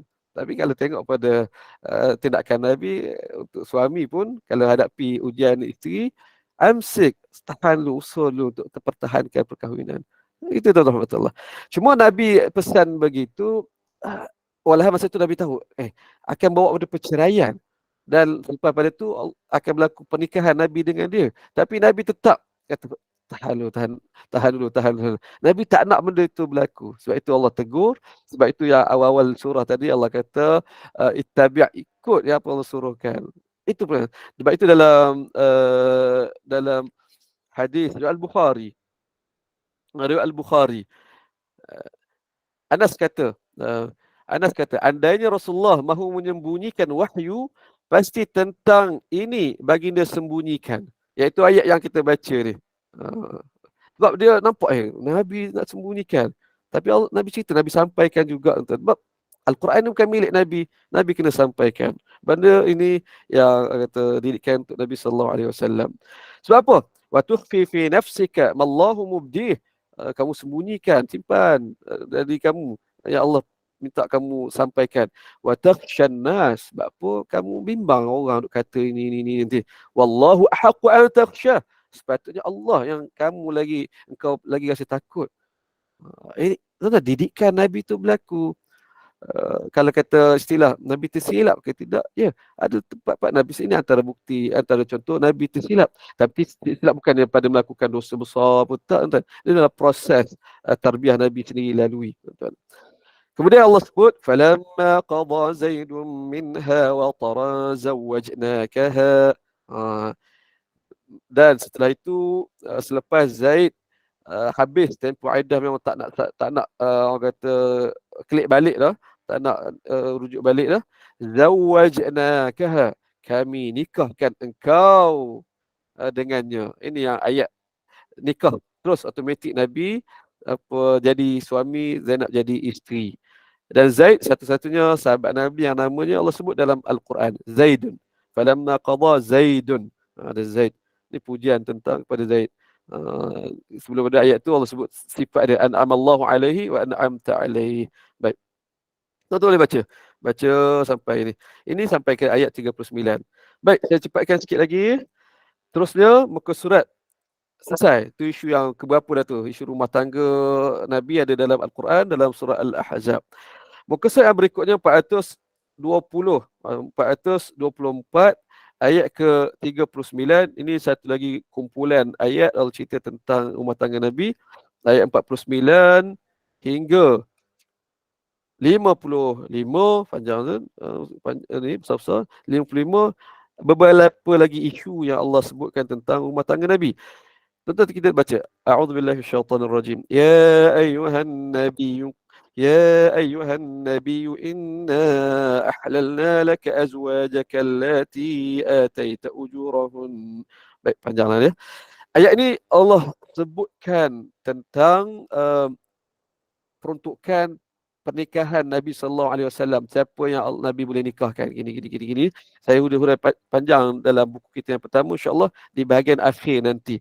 Secara mudahnya, antara asbab turun ayat ini, tuan-tuan rahmati Allah, iaitu berkenaan dengan situasi keadaan Nabi nak nikah seseorang tetapi tak boleh.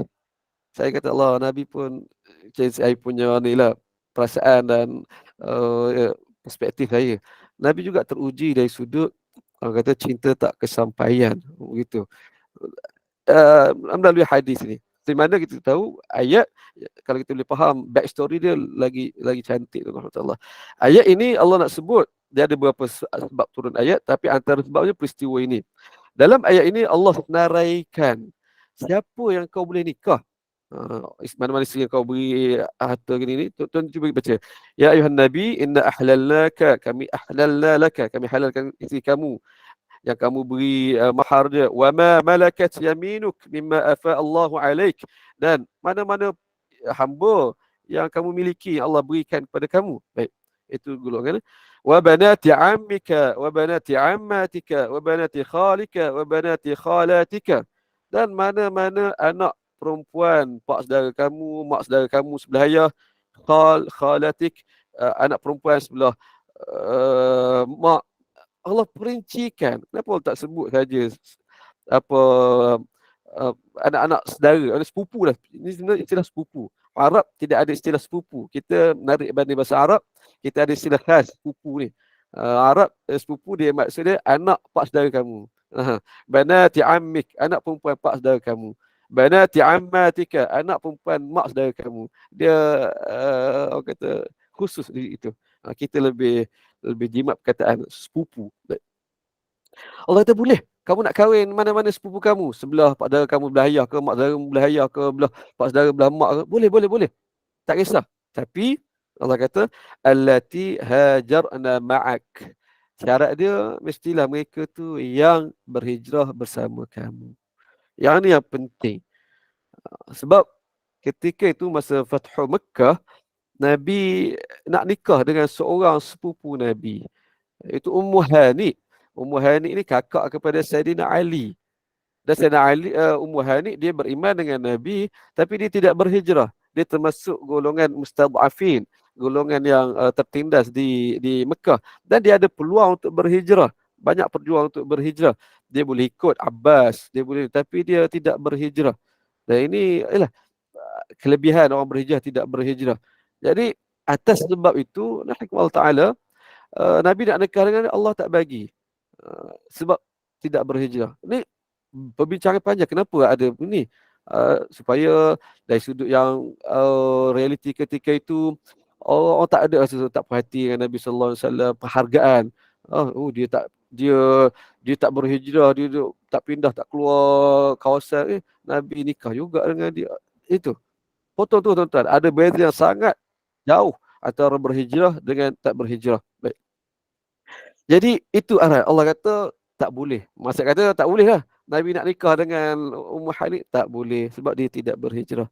Kisah Nabi nak ni sebagai manusiawi. Nabi nak kahwin dengan Ummu Hani ni bukan time tu saja. Saya jumpa riwayat, saya tahu saya muat kat tidak kat mana. Masa Nabi sebelum Nabi nikah dengan Khadijah, awal-awal Nabi sebagai manusia zaman remaja, Nabi pernah nak kahwin dengan Ummu Hani dan pernah nak bincang dengan, pernah dah suarakan hasrat tu kepada pak saudara Abu Talib. Tapi Abu Talib tak bagi. Usia Nabi tu, Abu Talib tak bagi. Masa tu Abu Talib dah kata janji Ummu Hani ni nak kahwin dengan orang lain. Itu zaman tu begitu. Anak ni kuasa penuhnya pada ayah. Perkahwinan ni kahwin dengan anak orang ni, tu nak jaga hubungan dia. Nabi ni tak ada lah kepentingan kalau kahwinkan Ummu Hani dengan Nabi, tak ada orang kata kelebihan tambahan. Kalau kahwin dengan keluarga lain, okey, luaslah networking sebagainya. Memang Nabi anak angkat aku pun, anak saudara aku pun tak berkembang. Itu perspektif Abu Talib. Sedih tuan-tuan, Nabi nak kahwin tak dapat. Dan peluang tu datang nanti kali kedua ni, Fathu Mekah. Ummu Hani Allah pula tak bagi. Allah kata Allah Nabi, berlaku juga ujian cinta tak kesampaian. Jadi secara tak langsung saya kata mungkin ada antara kita yang mungkin ada cinta tak kesampaian atas sebab apa pun, kita ingat Nabi juga teruji tuan-tuan. Ya. Begitu. Itu ayat yang ke-50. Ayat ke-50 bukan 49, ayat ke-50. Seterusnya. Ayat ke-52. Ayat ke-52, ya la yahillu lakan nisa'u min ba'du wa la an tabaddala bihinna min azwajin walau a'jabaka husnuhun. Baik. Ayat ni orang kata level lain lah pula. Allah kata, wahai Muhammad, kamu tak halal lagi selepas pada ni untuk nak kahwin. Ceraikan isteri kamu. Atau walau a'jabaka husnuhun, walaupun kamu jumpa mana-mana perempuan yang kamu berkenan. Allah kata. Ayat ini Allah bagi satu lagi syariat khas untuk Nabi. Nabi diharamkan kahwin, tuan-tuan. Satu peringkat Allah haramkan Nabi kahwin. Tuan-tuan, jadi saya nak sebut bersoal pernikahan Nabi SAW, kita jangan lihat satu sudut kan dibesarkan sudut, Nabi boleh kahwin, ramai tak ada kira. Ini perspektif orientalis, dia nak tunjuk Nabi ni gini. Kita kata ni hukum-hukum khas Nabi SAW. Ya, Nabi boleh kahwin lebih daripada 4 daripada berbanding syariat kita, umat kita yang lainnya. Tapi kita sebut sebelum ni, Nabi tak guna tu, tak guna 10 orang je. Satu. Yang kedua, bukan sekadar Nabi boleh kahwin lebih daripada 4, ada peruntukan itu. Ada juga perempuan yang kita boleh kahwin tapi Nabi tak boleh kahwin. Yang tadi, sepupu tak berhijrah, Nabi tak boleh kahwin. Kemudian ada masa Allah tak bagi Nabi kahwin langsung. Yang ni berlaku peristiwa selepas pada tadi. Nabi merajuk, kemudian Nabi rujuk semula. Bukan rujuk semula, Nabi baik semula. Dan ketika Allah turun arahan, tak boleh kahwin dah lepas pada ni. Walaupun kamu berkenan, tak boleh kahwin. Ya Allah kata, perkahwinan Nabi sangat-sangat ketat Allah kawal. Tuan-tuan, itu orang panjang jadi ceritanya. Jadi panjanglah. Ayat berikutnya tentang hijab, ayat hijab dan sampailah ke ayat ke-59. Saya nak berhenti setakat ni. Saya nak cuba gambar penonton sebenarnya daripada perkongsian panjang ini. Suratul Ahzab saya bawa tadi daripada awal kepada taburan ayat rumah tangga Nabi sallallahu alaihi wasallam yang ada dalam surah Ahzab.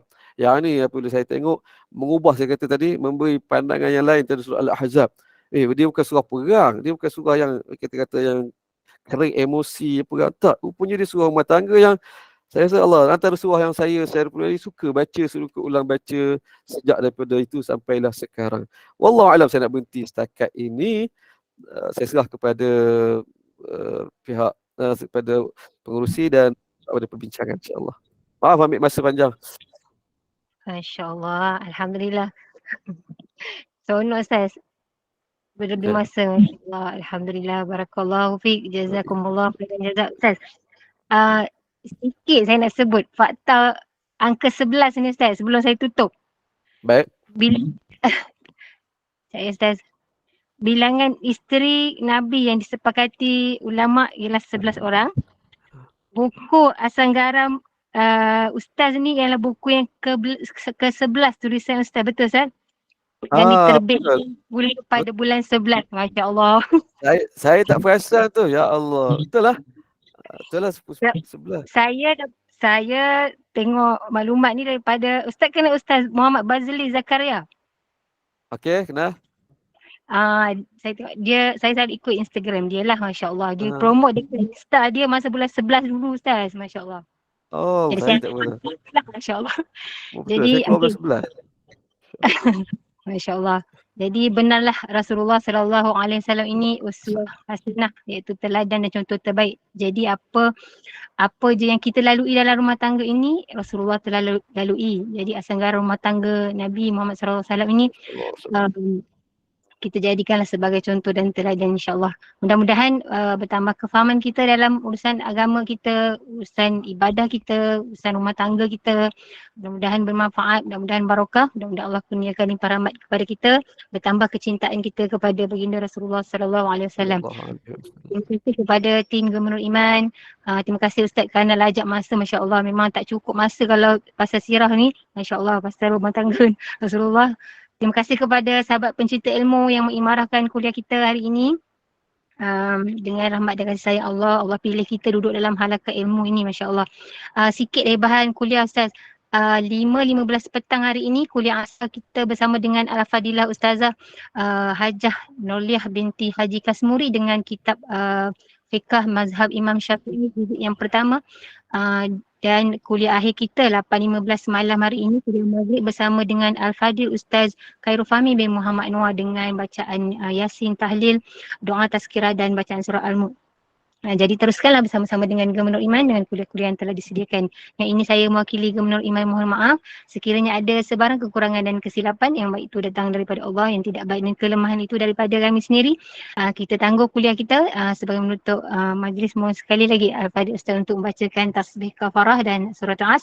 Saya sudahi dengan wabillahi taufiq wa hidayah. Wassalamualaikum warahmatullahi wabarakatuh. سبحانك اللهم وبحمدك أشهد أن لا إله إلا أنت أستغفرك وأتوب إليك. بسم الله الرحمن الرحيم والعصر إن الإنسان لفي خسر إلا الذين آمنوا وعملوا الصالحات وتواصوا بالحق وتواصوا بالصبر. Terima kasih semua, mohon ampun dan maaf salah silap kurang terasa tersinggung. Maaf saya.